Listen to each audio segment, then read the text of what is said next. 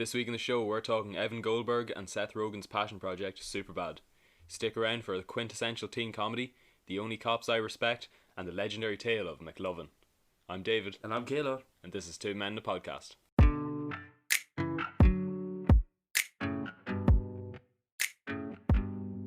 So I always do my notes for this show in pencil, and my pencil got blunt, so I needed a pair recently. Right. And I was in town, so I said, right, I'll just buy a pair. And I was in the stationery section, Mr. Price, and I just saw this 10-pack of pencils, and I was like, oh, that'll do. So I grabbed the 10-pack of pencils, and I opened up when I got home. It's 10 unpaired pencils. What? It's 10 unpaired they come pencils. like that. Yeah, I didn't know that. All pencils come like that. Do they? Yeah.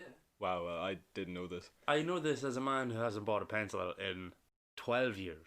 But I must have never bought a pencil until now. I'm pretty sure they always came like that. How did they know what the perfect pairing is for you? I'm not picky. I think you I'm can not buy fussy. them at Tuck fairs. I think that's where I used to get my pencils. Yeah, I think unpaired you can or buy them paired. paired. Yeah, I think But that's that's where I because they're not officially they don't come in packets. I don't think. It's on the vague individual topic of pencils, I remember in first class, a guy in my class got this enormous novelty pencil and proceeded to just write with it for 2 months. Like foam finger type pencils. Yeah, like a foot long pencil, and he actually wrote with it for 2 months.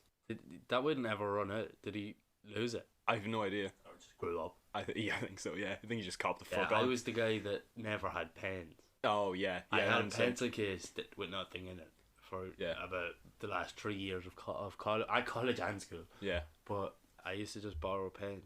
I'm not proud of it. It's probably my weakest moment. But I was known as the man you can't trust with a pen. that's fair. Yeah, So I don't respect that.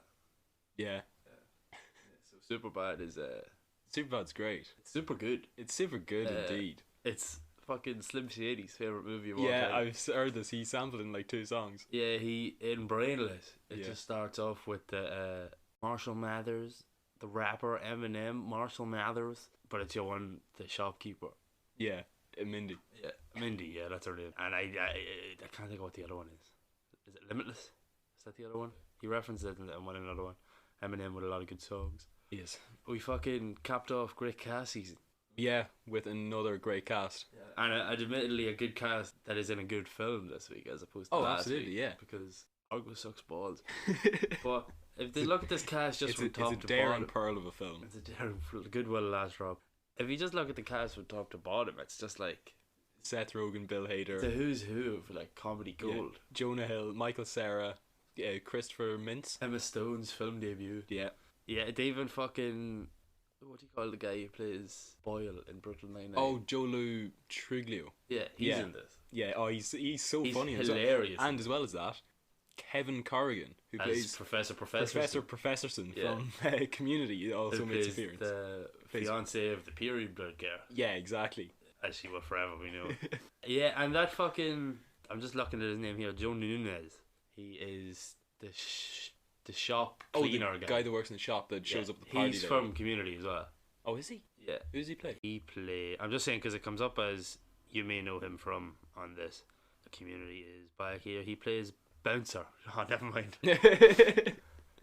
He is. I think he's the bouncer of the episode where Troy turns 21. Oh, okay, right, okay, yeah. I got excited there when it said he is in Community, Community. I was trying to picture him as someone. No, it's not. I take it back. Yeah, but this is a great fucking film. It's so good. It's probably the film I've seen the most in my life. Yeah, fair. Because we talked a little while ago about kind of teen comedies and how they always throw in hella to sound, try to sound young, and it's always Well, so that's obvious. more of a modern teen, but Yeah, but this was actually written by Seth Rogen and Evan Goldberg when they were 13. not even proper teenagers. Yeah, exactly, yeah. They're just exactly how I remember Yeah. it being Oh, it's 15, 16. Yeah. Just constant poontang conversation. pretty much, yeah. I emotionally connect with Seth. Seth. When they go to the shop before school to Yeah. get drinks. And he brings Evan, gets the Red Bull, and then gets Evan to pay for it. Yeah. I emotionally connect with this man. I have tried this so many times and not got away with it. It'll work one day. It'll work one day, yeah. Yeah, there's so many great scenes. Another cameo pretty much is Dave Franco is in it. Yeah, he's in everything. As Greg, who pissed his pants. 8 Just years ago. soccer, Greg. Why'd you go piss your pants, Greg? It was like 8 years People ago. don't forget. It's great. I fucking It's so love funny. this film. Just every scene. Emma Stone, I didn't realise until a couple of years ago watching this that this was actually her first film. Yeah. Because she just is Emma Stone already. You know, you never see... Yeah. Like, you see, like, actors take, like, a minute to get a grip of what they are. Like, Yeah. she's just Emma Stone. Like, she's one of my favourite actresses. Yeah, she's great. But I don't know why. I don't know what she brings that, like with everyone else, I can tell you exactly what Emma Stone brings, but it's just a, like, likability. Exactly, yeah. She's kind of like also considered for the part of Jules Jennifer Lawrence. It's just like a innate likability. Yeah, it's the same person, really. Yeah. Except one's redhead. Yeah, pretty much. And one's in. So this would have been around Hunger Games, no? It would have been a bit before, yeah. Before Hunger This was 2007. Hunger Games was around 2010. Fucking flip reverse it. What if Jennifer Lawrence plays Jules And Emma Stone and Emma plays Stone Katniss? plays Katniss? I want to see that. I want to see fucking Jennifer Lawrence eventually in La La Land and Emma Stone eventually. I couldn't think of what Jennifer Lawrence has done since then. American Gangster. That's in 2004. No. That is quite a while ago. No, I'm thinking of American Hustle. Oh wait, yeah, no, it is American Hustle. She wasn't an American Gangster. Yeah, I don't know what American Gangster is. It's the one with Denzel Washington. So Probably very much not Yeah, Jennifer but Lawrence. that's in what, 2014? I haven't a clue. So Jennifer Lawrence, with her like 7th mention on this Yeah. podcast, We is will now do a getting Jennifer an Lawrence IMDb fan. search. Yeah, we will do a Jennifer Lawrence episode at some stage. Jennifer Lawrence has recently been in X-Men, obviously. Okay. She was in Mother, Oh yeah, I haven't seen that. although admittedly, she in the last 3 years, the only one she's done that I recognise is X-Men. She's also in that film with Chris Pratt, Passenger. Oh yeah. The one that is a great movie if you play it from the opposite perspective. Oh, from her perspective. instead So of it Chris is Pratt's. played from her perspective. No, it's played from his perspective. Sorry, yeah. He wakes her up in like a pod thing. They're like cryogenically sleeping to get Yeah. to somewhere, but he wakes up early and then decides to wake her up. Okay. So if you play it as a comedy, it's what it is. But if you play it as a horror, it's great. I can't. If you picture it just playing, because Chris Pratt's such a creepy looking dude Yeah. and not likable ever. Other than Parks and Rec. Yeah, Once- when he's chubby. Yeah, when he lost all that weight, he just instantly lost Put all on the his, muscle, like, he just loses all the charm. good looking people aren't funny. That's true. Yeah. Apart from myself and yourself. Obviously, But yeah, so Superbad. got a face for podcasts. Yeah, we got a face made for podcasts. I'd never seen the opening credits, I don't think. Oh, Or I don't Superbad? remember the opening credits. Oh, I love them. Because I They're watched so them good. and I was like, I don't remember this. They're so good. I love them. It is fantastic.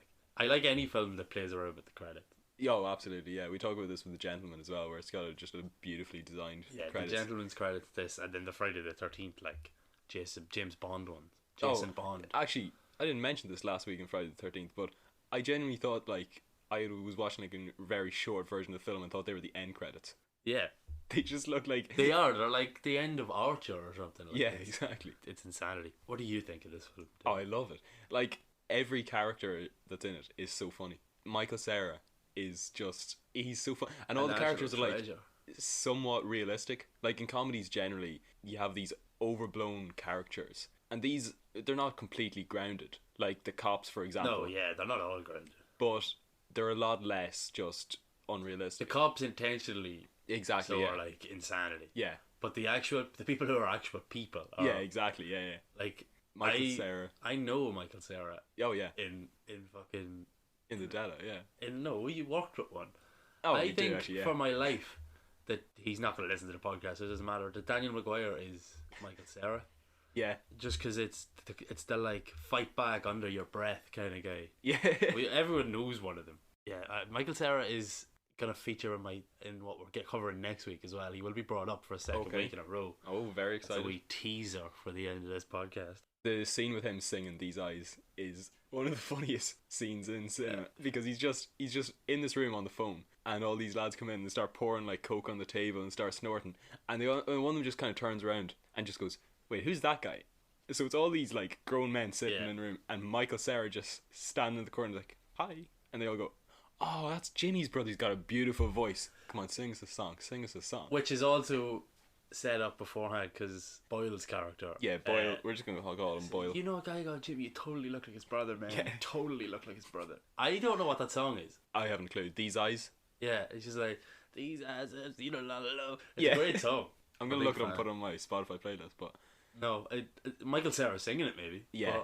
But, yeah, that whole party's great. that is brilliant. Yeah, It's like a total redneck party.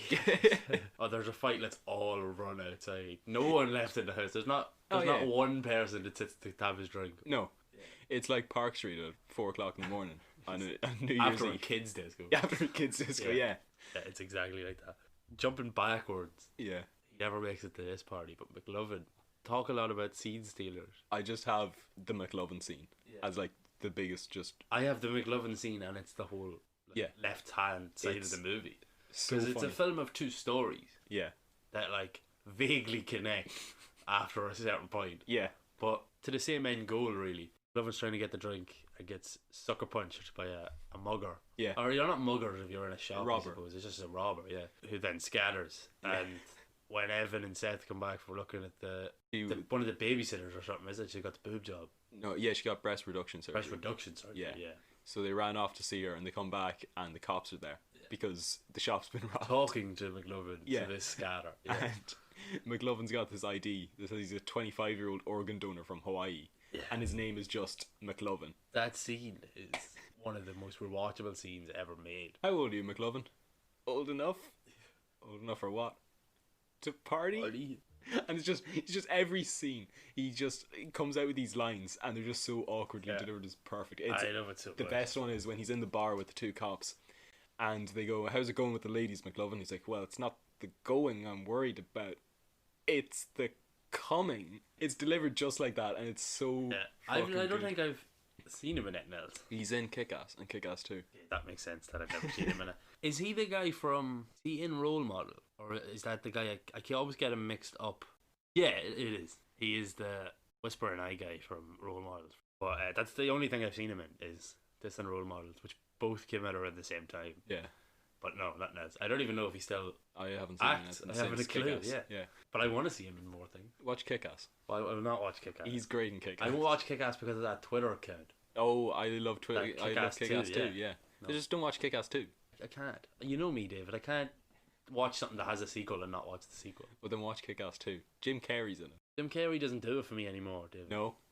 Jim Carrey's in it, and he hates the fact that he's in it. How about that? Oh, well, I can get behind that. Yeah, because he disliked the violence his character uses. Yeah, Jim Carrey is like the prototype of, oh, this guy used to be great. Let's remember him as great forever, even if he's not anymore.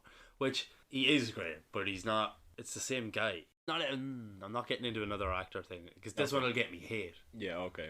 For the 4 people that care, Jim Carrey. But that'll get me hate. What happened to Jonah Hill? Where's he gone? Jonah Hill, he's off doing like dramatic movies now. He's turned into Steve Carell. He's like a mini Steve Carell. But like what? He did, what was it? Moneyball. In 2012. 2012? Yeah.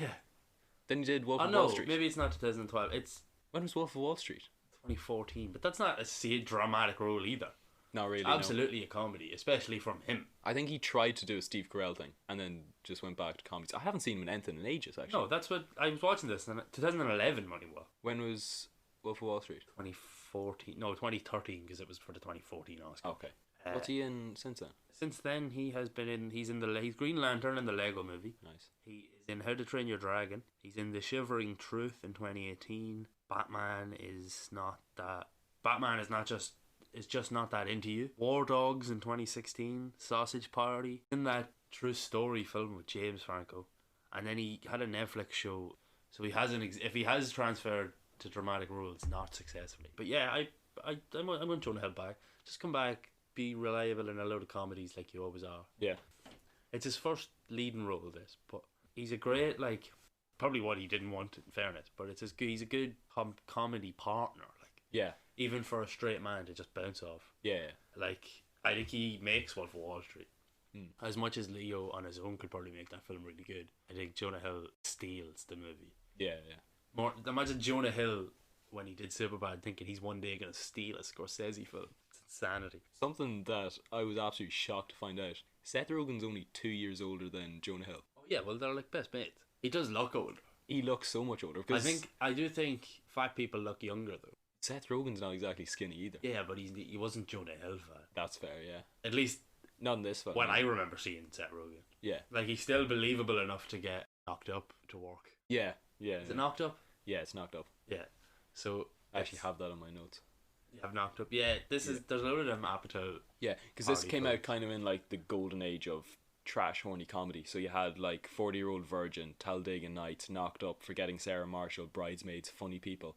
Just all of these came out. It's like Bridesmaids at this point. no, Bridesmaids is after this. Oh yeah, but I it's was like thinking that. It was like it's not out at this stage.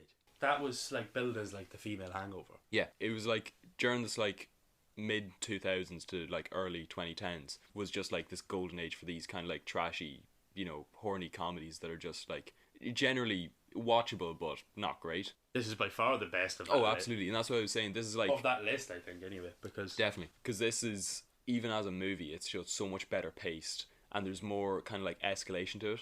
Like with Bridesmaids, the funniest scene is like in the first, or like not even the funniest maybe, but the most kind of out there scene is in the first half hour, first I've never 45 thought minutes. to see Bridesmaids. It's I remember everyone I know loving it though. yeah, it's not great.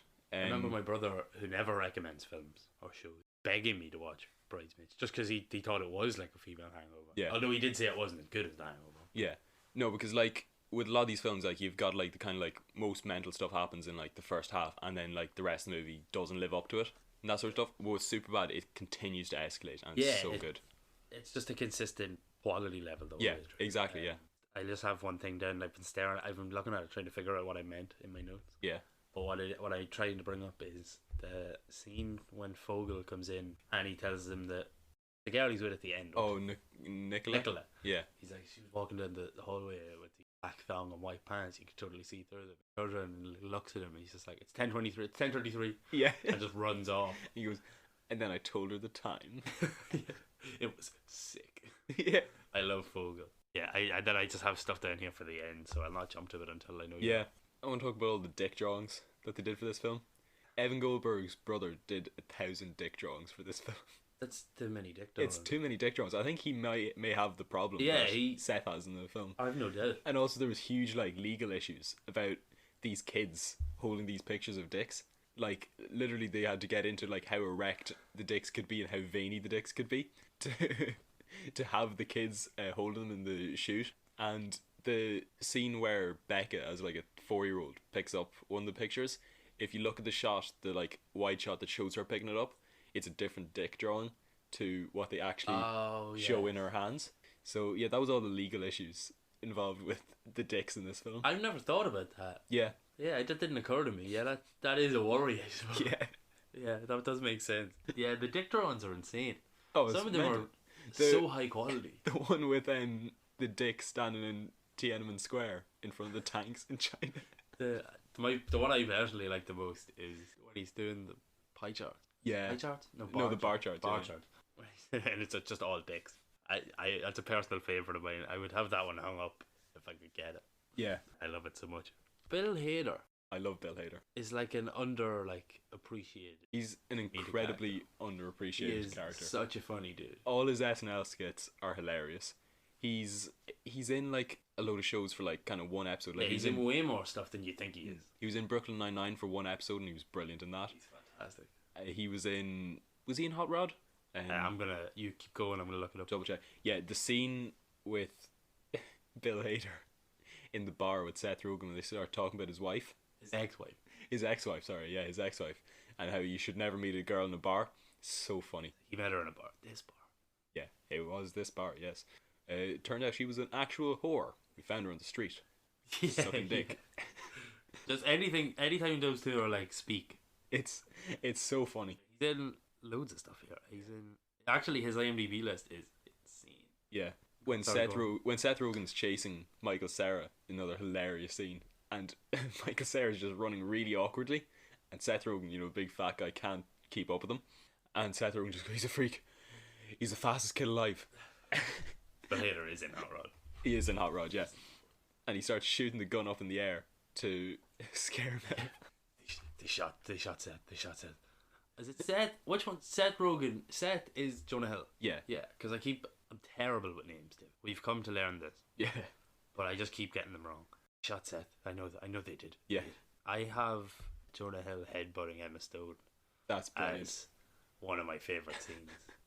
Because she's one of my favourite out of nowhere moments, just in anything. And she's just trying to have this like serious conversation when he just falls and whacks and she's like, what the fuck? Yeah, just storms off. Yeah. What I will say is how grounded we say this movie is. The fact that she ever talks to him again is a bit surprising. Becca coming around to Evan I can buy. Yeah. Well, no, I'm not having Emma Stone coming back to set after headbutting. After he called her out on not fucking him and then headbutted her. Paul Maroki is dead. What? No, in the film.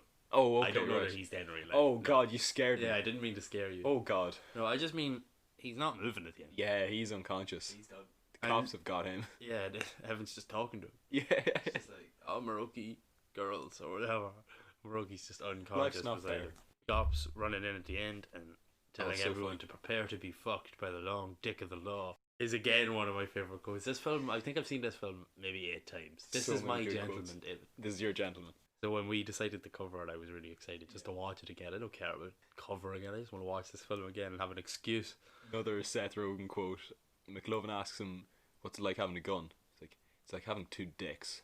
If one of your dicks could kill people.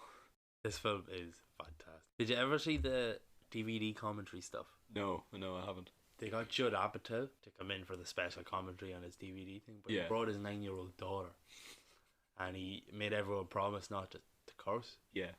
And Jonah Hill cursed many times. So halfway through it, Judd Apatow just storms at it, and I assume takes his daughter with him. I'd hope so, yeah. But I haven't listened to this commentary, so I want to know if you can tell at a point that he's just no longer there. Yeah. Do you hear like a door slamming? Yeah, or do you just hear like mid-sentence? He's just Judd Apatow's just talking, and Jonah Hill's like, "Yeah, you're fucking dead, right?" He just stops, doesn't finish the sentence. I have a couple of. Oh, you were about to say something there. Oh no. Just before I move on to my IMDb user reviews. Oh yes, go on. IMDb user reviews. That was the jingle sponsored by myself. Unfortunately, like I said to you before the podcast, they're not quite as unintelligible as the rest of them. But I will go for a couple, David. I have You Gotta Be Kidding Me. I'll give that a 3 out of 10. 8 out of 10. Okay, right. Yeah, see, there's some misleading ones. Yeah. I have Knock Knock, Who's There, Orange, Orange Who. 10 out of 10. 5 out of 10. Orange, you glad that you didn't spend $8.50 to watch this film? I've changed my mind. That's a 10 out of 10. 3 out of 10. It's It 3 out was of 10. originally a 9 out of 10. Oh, right. And then he came back to change it because he still thinks some of the things in his movie are loony. And having watched it on DVD numerous times since my first viewing. Wait, what? Ah, okay. He just doesn't change his review. Oh, okay, right. So it's still a positive review, but a 3 out of different 10. score. Okay, right. Superbad has the feeling of being absolutely effortless. See, that could be really high or really low. I'm gonna go with a 7. It's a 4. It's 4. Yeah. Because like effortless, as in like it works so well, it doesn't look like they're working, or it just doesn't work. I don't understand his review though. This is my thing. This is why I wanted to bring this to you, because I want to make the IMDb people listen to this and think about how their users score films. Because this review seems extremely positive. Like Knocked Up and The 40-Year-Old Virgin, Superbad has the feeling of being effortless. It's a Judd Apatow requirement that no joke should be choked out by its characters. Honesty and chemistry seem to be the only ingredients in his enormously profitable formula. He starts to get negative. Yeah. But he keeps talking about how he's ushered in his own era of comic productions in Hollywood. It's very misleading, David. Yeah. I have 2 more. I have to anyone who thought it was misogynistic or parents checking it out for their kids. Going for a 1 out of 10. It's a 10 out of 10. Okay. I think he's...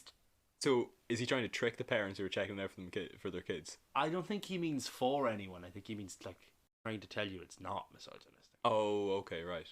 I say Italiki. So like it's impossible to know. I have 2 ones here now. I have a Step Up from Pi. Step Up from Pi. Yes. I'm gonna go with a 6 out of 10. That's the closest I think you've got yet. It's a 7 out of 10.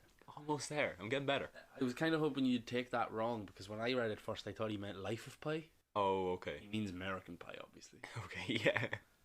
And then our final one, I have just the plot of the film. 2 high school seniors try to score some booze so that they can attend the party of one of the cool kids. 8 out of 10. That's a 1 out of 10. Okay, right. He is not a fan of the plot of this movie. No. I have such a hate for people who review on IMDb and can't understand a user system. Yeah. Now, admittedly, I am scouring IMDb to find these Yeah. people, but like, why do you have a headline if you're not gonna Follow up with use the headline? Yeah. You can't like just start your sentence in the headline because it eventually trails off and leaves you with Goodwill Last Drop, Exactly, yeah. which will be the name of this segment. Goodwill Last Drop user reviews. Yeah. Yeah, I don't think I have anything shocking to add anymore. Any final thoughts on this film, David? Great film. I think it may be like a kind of like a Catcher in the Rye kind of films, in that you kind of have to watch It's an it, odd comparison I will give you. but you kind of have to watch as a teenager to get it for the rest of your life. Like if you watch this now and you're like 40, you probably won't get it. I don't like the insinuation that I'm 40, but Oh no, this isn't directed at you. I can't help but think you're looking me in the eyes and saying, you as a 40-year-old man You, Caolan Kelly, the 40-year-old man. who can beat up a swan. No, that's not true. Yeah, I do agree with you. I do think it's that kind of right time, right place, right time. And it's like Catcher in the Rye. If you watch it after you're 20, you will shoot John Lennon. Yeah, So be careful out there. be careful, don't kill. One of any of the more of the Beatles. What would you get from this? What celebrity would this film draw you to murder? Judd Apatow. Would it though? I don't know. I If think you you're didn't- if you too didn't like it. flippantly attacking Judd Apatow. But if you didn't like it, yeah, I think don't Judd know. Apatow. I think the Or maybe Michael Cera. well, I would hunt anyone who dares touch Michael Cera. Fucking Michael Cera season is a thing we're gonna have on this podcast one day. We're gonna cover like Arrested Development, Scott Pilgrim, Superbad again, all these films that Michael Cera's in, and we're gonna enjoy every one of them. Yeah. There's a contrary to the Kick-Ass Twitter account. Is it an Instagram page? The Michael Cera, one picture of Michael Cera every day. Probably, yeah. Oh, that was a Facebook page back in the day. Facebook page, yeah, because I remember you liking every picture of it. Oh yeah, I knew the guy who ran it. Oh, He made me co-admin. That makes sense. I Yeah, forget well, his that name. was my favorite page. I want to say his name was Kian. I can't remember. Know him too well.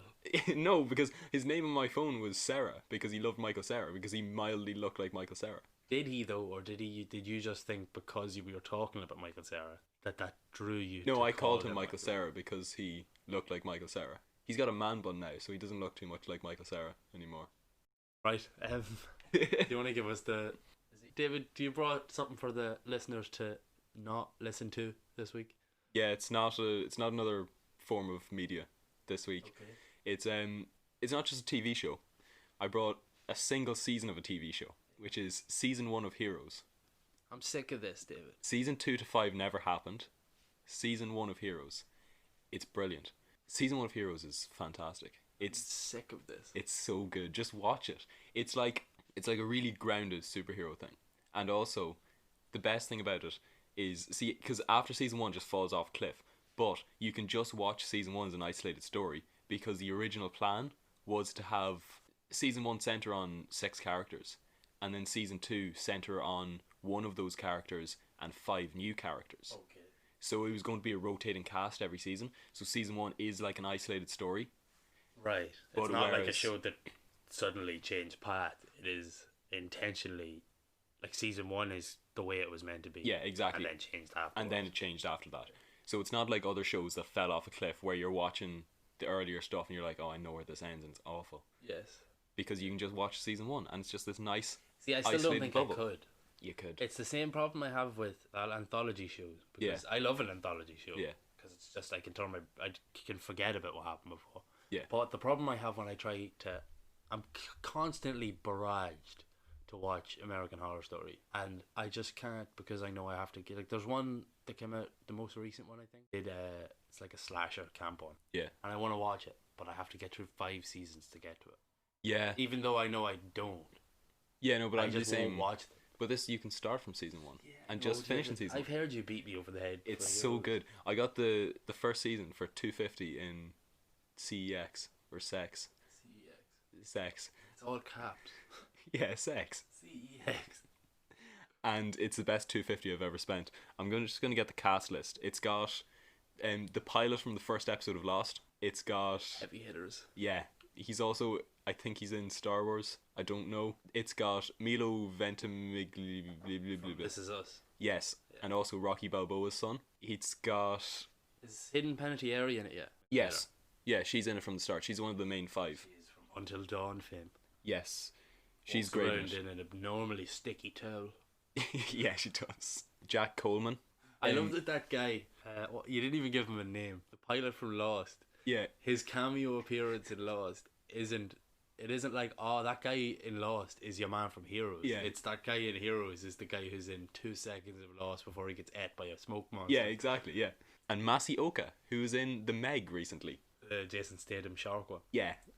Very heroic character in that. Oh, Zachary Quinto. Okay. Yeah, That finally said someone that Zachary Quinto is the main villain for season 1, and he's brilliant in it. Yeah, okay, I can get behind Zachary Quinto. I like Milo Ventimiglia. I'm a big fan of him, yeah. Because I don't think I've seen him in a big role apart from This Is Us. He is like a major character. He's also in Gilmore Girls as when he's like 16. Just proves that he's always been Butch looking gay that he is. Not that Butch. Butch, I keep using Butch. The word I'm not going buff.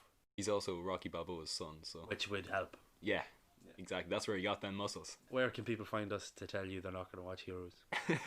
People can tell us how much they loved or didn't watch Heroes at 2men1pod on Twitter, 2men&a-pod on Instagram, 2menapod@gmail.com, and 2men-a-podcast on YouTube. We've got some housekeeping, David. We have we've got a shout out to do. We have new friends of the pod joining Taylor Schilling in the podcast, Two Men Podcast Hall of Fame. Yeah. So we've got John Goodman, Taylor Schilling, and the Weekend Screeners. Just like us, they're a film and TV podcast. Yeah. They have covered films that we probably will never touch. Exactly, yeah. So you're getting different... and it's similar kind of vibe to us. So look up Weekend Screeners. If not smarter than we are. Yeah. But, look up Weekend Screeners on Spotify or Apple Podcasts. Find them anywhere. Yeah. I will recommend the Birds of Prey episode. Yeah. Just because it's the only one that I've seen, because I refuse to watch Alita Battle Angel, and you've heard it here. Next week for us, David. Yes, I'm very excited about next week. We are going to cover our second topic Yep. for our 10th anniversary Yep. of weeks. We are going to cover our top 10 villains. Yes. Are we going with TV too? Yeah, TV and movies. In film and TV. Yeah.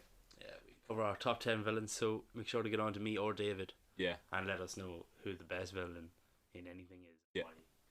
And just to make it clear, we're doing like antagonists rather than villainous characters. Yeah, like you can't sell us on Walter White. Yeah. Even though he is a villain. Although you could argue he's the villain for the last like half season. Yeah, but I'm not having it. I'm not going to argue that, don't worry. Because I don't believe that you can build him up as the main character 5.5 years, 4.5 years. Yeah. And then convince me last minute that it's a swerve. No. Fuck you. Hank Schrader was the hero. Hank Schrader is the villain. Yeah. Yeah. So why is it Marie? Right. Let's wrap it up now, David. Fucking Marie. We'll see you next week for our top 10 villains. Yeah, see you next week. See you later. Yeah, Marie is going to be on my list.